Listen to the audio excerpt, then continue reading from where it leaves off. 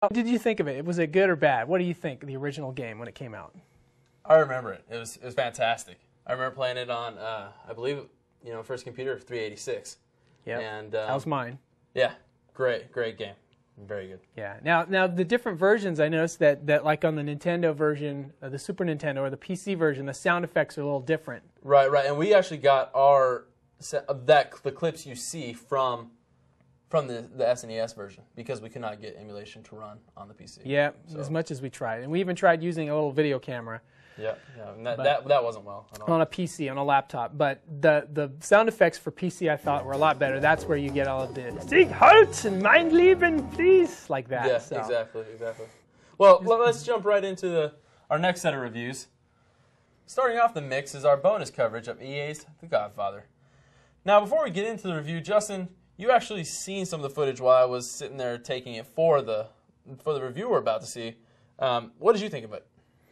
Well, I think it was good enough that I wanted to actually buy the game, and I think I will. I mean, I like another one of our reviews we'll do is another gangster game, but I think I'm going to eventually get it. So it kicks. Right. It kicks. Let's just leave it at that.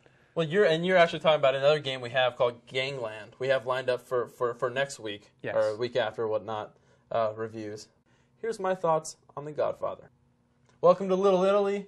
You're about to embark on a one-way trip through The Godfather. Get your boarding passes ready. Here we go. Electronic Arts, over the last 6 years of console gaming, has become one of the premier publishers of most mainstream titles. So when I heard they were going to redo a movie such as The Godfather, I had really two thoughts in mind. One, if anyone can do it really and hire the right development team to pull it off, it's EA. And two, man, I hope they don't screw this up. And man, let me tell you, they did not disappoint.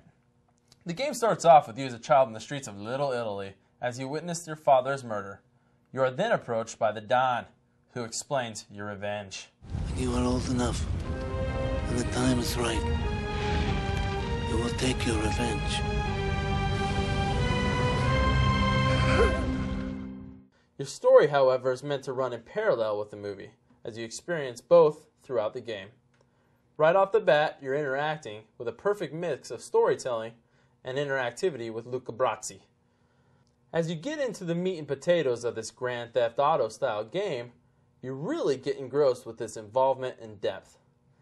We played this game on the PlayStation 2 version, and the visuals were still amazing. The level of detail in each character, neighborhood, building, rooftop, whatever, were just straight up visual eye candy. The main movie characters also include some extra level of detail to make them look exactly as they do in the film. The character voiceovers were perfect. I remember telling Pop I wanted to enter the family business, that I could, learn to sell olive oil. He tells me, every man has one destiny.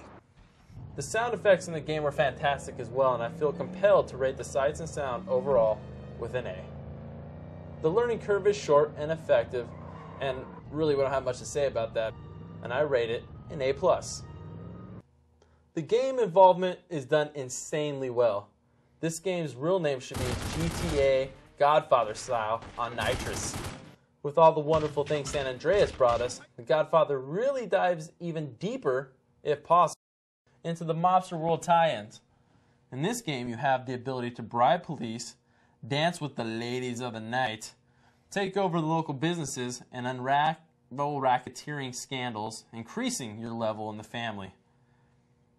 In the game, you start off as an outsider, eventually working your way to the top as the Don, and the way the game moves through each mission while allowing you to freely explore the world is absolutely superb. I can't speak more highly of the gameplay, and I give it an A+.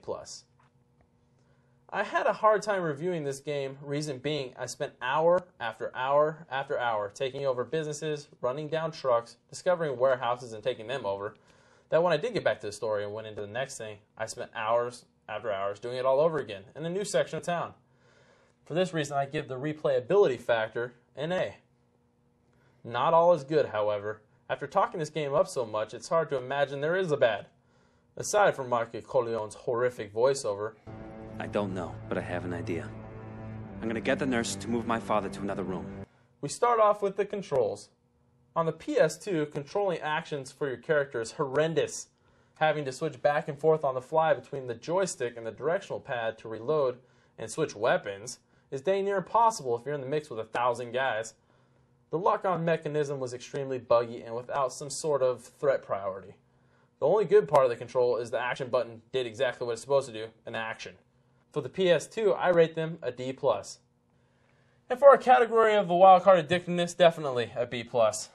In conclusion, The Godfather was not disappointing by any means, and while I'm not the biggest fan of EA, I was very impressed. So overall, The Godfather gets an A-. Now on to my review. We'll take a look at Kingdom Hearts 2. Now I know what you're thinking. Why are we taking a look at this kiddie game? Aside from the fantastic non-linear gameplay, this game offers an intuitive fighting system, a great storyline, and you get to explore a great number of worlds you've seen only on the big screen. So before you pass judgment, take a look. Welcome to Kingdom Hearts 2. Published by Square Enix and endorsed by Disney, this game pairs RPG elements of the Final Fantasy series with Disney worlds and characters. The end result? A superb mix of storytelling and in-game customization with a dash of wholesome goodness. To start off our review, one of the first things you'll notice in the game is the familiar level designs introduced in the first Kingdom Hearts game, except now they seem a little more polished. The towns and different worlds you travel to are put together exceptionally well and visually pleasing. One of the things I was more excited to experience was the sound setup. The first Kingdom Hearts presented a fantastic surround sound experience, and I was excited to see if the trend continued. While the game did not disappoint and the surround sound was again wonderful, I was disappointed that the game did not take advantage of the new sound technologies to really bring you into the game. I didn't have the same feeling playing Kingdom Hearts 2 as the first one because I don't feel that the sound was encompassing. However, the sights in the game made up for it. I gave the sights and sounds of the game a B+. In the first Kingdom Hearts game, I found myself occasionally fighting the controls in battle situations, although they didn't feel completely polished. In this second go at it, those issues have been fixed. The introduction of new abilities and new shortcuts to control them were also easy to handle with the PlayStation 2 controller. The platform for customization is extreme in Kingdom Hearts 2, and I was glad the controls were tailored perfectly around them, so I gave control over the game an A. And thankfully, the layout of the controls helps with the learning curve. The new customizations between characters and the revamped alchemy systems may take a while to fully understand, but overall, these are the basic things a gamer needs to learn in any RPG. While learning the new upgrade elements of the game can be time-consuming, overall, the learning curve deserves a B. The game introduces some new functionality. One of my favorite things is the ability to take Sora and transform him into other Berserk character shells that provide additional abilities in combat. This is often handled in the recent Final Fantasy series with Aeons who are called upon into action. However, this is done in the main Sora character. Also, the story is fantastic. You actually begin the game as another character named Roxas and visit exciting Disney worlds and even meet up with characters from Pirates of the Caribbean cast. I don't want to spoil anything from the story, but the gameplay overall is superb and receives an A+ rating.